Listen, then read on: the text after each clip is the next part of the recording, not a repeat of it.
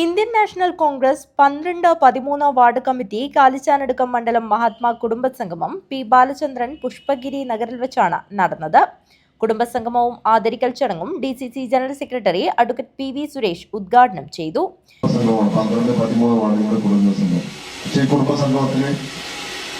ഒരു പേര് കൂടി അഡീഷണൽ ആയിട്ടുണ്ട്, എക്സ്ട്രാ ആയിട്ട് നമ്മൾ ചേർത്തിട്ടുണ്ട്. മഹാത്മാഗാന്ധി കുടുംബസംഘം എന്നാണ് ഈ കുടുംബസംഘം നമ്മൾ പേരിട്ടിരിക്കുന്നത്. മഹാത്മാഗാന്ധി കുടുംബസംഘം എന്ന പേരാനുണ്ടായ കാരണം എന്ന് പറയുന്നത് മഹാത്മാഗാന്ധി ഇന്ത്യൻ നാഷണൽ കോൺഗ്രസിന്റെ പ്രസിഡന്റ് ആയതിന്റെ 100ാം വാർഷികം ആഘോഷിച്ചുകൊണ്ടിരിക്കുകയാണ് കോൺഗ്രസ് പാർട്ടി. M. ചന്ദ്രൻ അധ്യക്ഷത വഹിച്ചു.